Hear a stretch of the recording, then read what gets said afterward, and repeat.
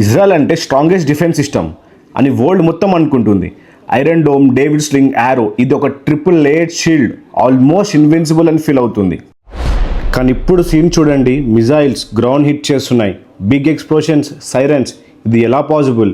ఇది జస్ట్ ఒక random attack కాదు, ఇది ఇజ్రాయెల్ డిఫెన్స్ని బ్రేక్ చేయడానికి డిజైన్ చేసిన ఒక స్మార్ట్ స్ట్రాటజీ.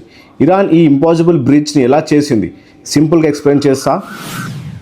వీడియో నచ్చితే మన ఛానల్ని సబ్స్క్రైబ్ చేయండి, సపోర్ట్ చేయండి. Coming to the video. Saturation attack, the numbers game. Iran use చేసిన first weapon saturation.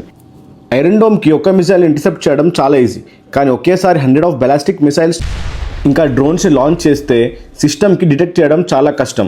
Even 90% accuracy ఉన్న ఆ మిగిలిన 10% లీకేజ్ వల్ల మిసైల్స్ గ్రౌండ్ హిట్ చేస్తున్నాయి. It's a simple numbers game. Second, advance technology, hypersonic speeds. Iran ఇప్పుడు normal missiles కాదు, advance ballistic missiles Fateh series use చేస్తుంది. ఇవి హైపర్సోనిక్ స్పీడ్స్ రీచ్ అవుతాయి. ముందు 10 minutes వార్నింగ్ టైం ఉండేది, ఇప్పుడు అది జస్ట్ 6 to 7 minutesకి స్ట్రింక్ అయిపోయింది. డిఫెన్స్ ఆపరేటర్స్కి రియాక్షన్ టైం చాలా తక్కువ ఉంటుంది. సింపుల్గా చెప్పాలంటే సిస్టమ్ అలర్ట్ అయ్యే లోపు డ్యామేజ్ జరిగిపోతుంది. Third, radar confusion, cluster warheads. Iran missile ఫ్లైట్లో ఉన్నప్పుడే స్ప్లిట్ అయ్యి క్లస్టర్ మ్యునిషన్స్ రిలీజ్ చేస్తున్నాయి. ఇది గేమ్ చేంజింగ్ పాయింట్. రాడర్కి స్క్రీన్ మీద 100 చిన్న టర్రెట్స్ కనిపిస్తున్నాయి. ఇది ఇరాన్ స్ట్రాటజీ. మెయిన్ వారెడ్ ఏది, డమ్మీ ఏది, సిస్టమ్ కన్ఫ్యూజ్ అవుతుంది.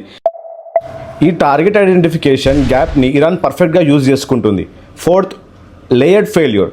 మనం అనుకుంటున్నట్లు ఐరన్ డోమ్ ఒకటే కాదు, ఇజ్రాయెల్ దగ్గర మల్టీ లేయర్స్ ఉన్నాయి. షార్ట్ రేంజ్కి ఐరన్ డోమ్, లాంగ్ రేంజ్కి యారో సిస్టమ్. సో ఇక్కడ క్వశ్చన్ ఐరన్ డోమ్ ఫెయిల్ అయ్యిందా అని కాదు, రియల్ క్వశ్చన్ ఏంటి అంటే ఇరాన్ ఇప్పుడు డిఫెన్స్ని బీట్ చేయడానికి ఎలా అడాప్ట్ అవుతుంది.